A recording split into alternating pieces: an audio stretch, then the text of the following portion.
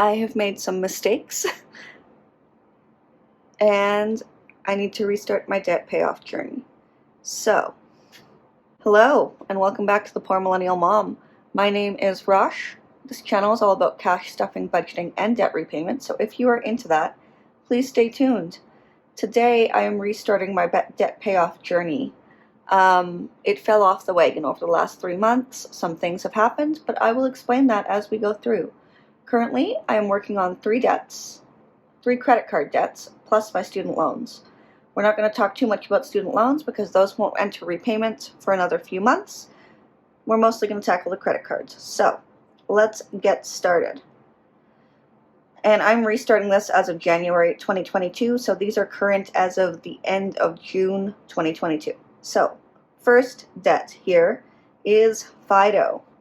And Fido is currently sitting at $2,141.81. I don't know why that's blue. Let's try again. Why did that go blue? There we go.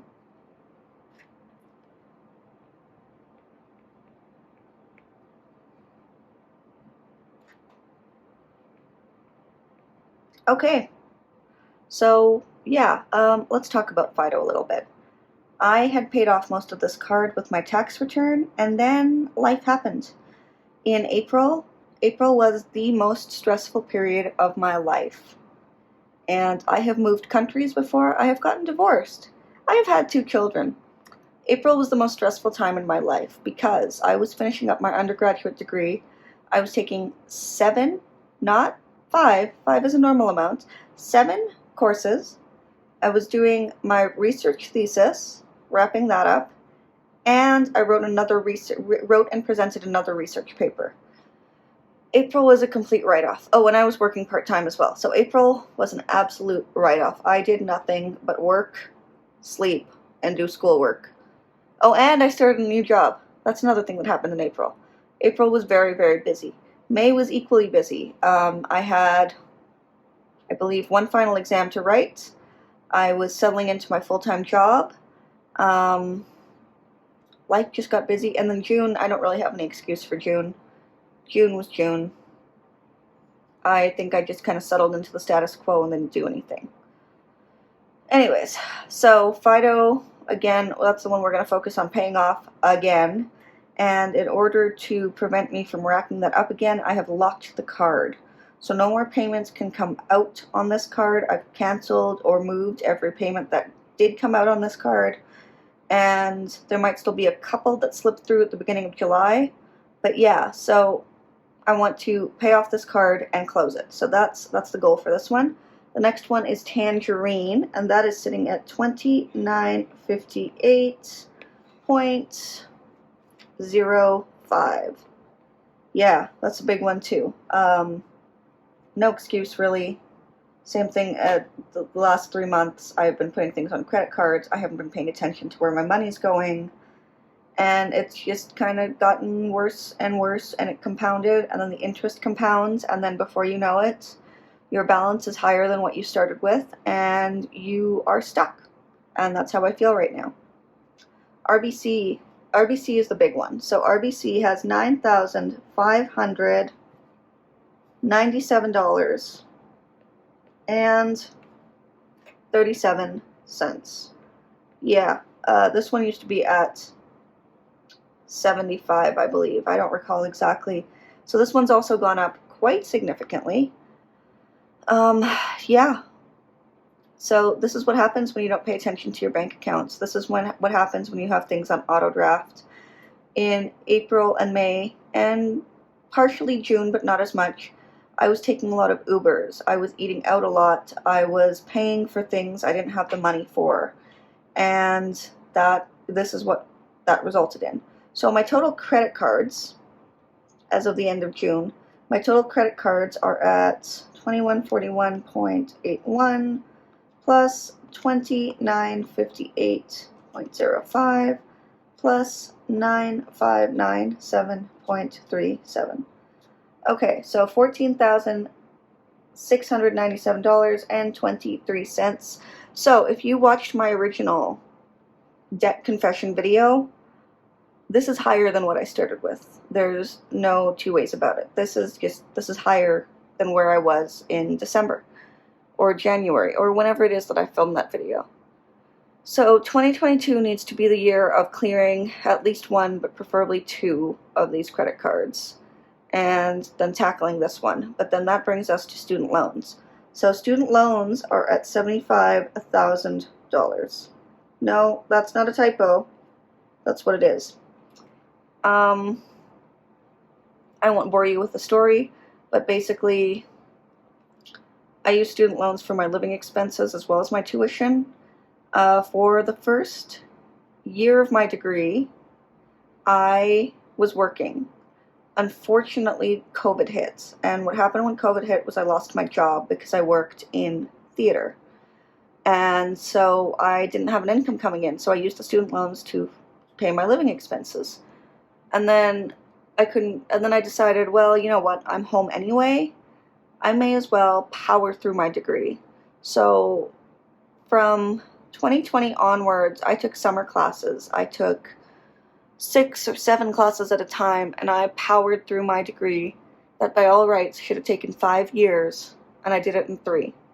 I just about killed myself doing it. Like, I'm not even kidding. That was the most intense thing I've ever done in my life. It was hard, but this money is what allowed me to do that. Now I need to pay it back. But we're not going to talk about student loans too much here, because student loans are, they're manageable. I will qualify for repayment assistance. While I do have a full-time job right now, it doesn't pay a lot. And I'm looking for a new position that will hopefully pay better, but we'll see. That is my goal for the summer, is to up my income by freelancing, by focusing on YouTube, looking for a better job, cutting my expenses, just doing whatever I can to get these debts under control so that I can enter 2023 on a better playing field.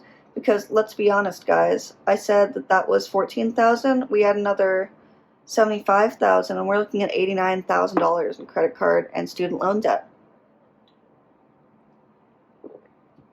That is a mind-boggling amount of money. That's a ridiculous amount of money. So, my goals are to pay this off as soon as possible. To get this, at least this one, cleared, and then this one, and then this one. So if you notice, I'm using the snowball method where you hit your lowest debt first and then move on to the highest. These all have the same interest rate of 19.99%. However, I'd love to know your feedback. I'd love to know if you think I should actually tackle my RBC debt first, because this one is the highest one, but the problem is that the minimum payments barely even touch the interest. But I feel like I would feel better tackling my smaller ones. I know it's very personal, so I'd love your feedback. What do you think I should do? But yeah, so that is an update on my debt for 2022. It is not an exciting update. It's actually a really disappointing update. I have been putting off making this video for a while. I haven't wanted to make it. I haven't wanted to share this with you guys because I feel like a failure. Like, how did I get here? How did I end up in more debt than I was in the beginning of the year? How did that happen? And it happened because I wasn't paying attention. I wasn't on top of my cards. I wasn't looking at where my money was going. I wasn't budgeting properly. And I was spending money I didn't have on things I didn't need. So, I hope this helps. I hope this gives some insights. And I hope you'll continue to follow me along on this journey. It's going to be a bumpy ride. I don't make a lot of money. I want to change that, but right now I think my income for the year is going to come in under $40,000, possibly under 35. I don't know yet. I only started working full-time in April, and I have to switch to part-time for the summer due to childcare costs. So I'm losing 2 months of full-time income.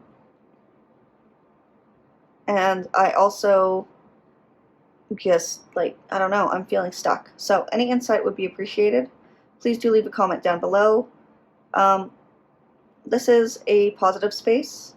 I appreciate your feedback all the time, but I also don't appreciate any sort of negative, attacking kind of thing, because we are all just kind of living in this world. We're all trying to get by, and sometimes things like this happen, and it could happen to you. It really doesn't matter how good you think you are with your money. Sometimes life gets out of control, and yeah. So, thanks again. I look forward to hearing from you, and I will see you again soon. Bye.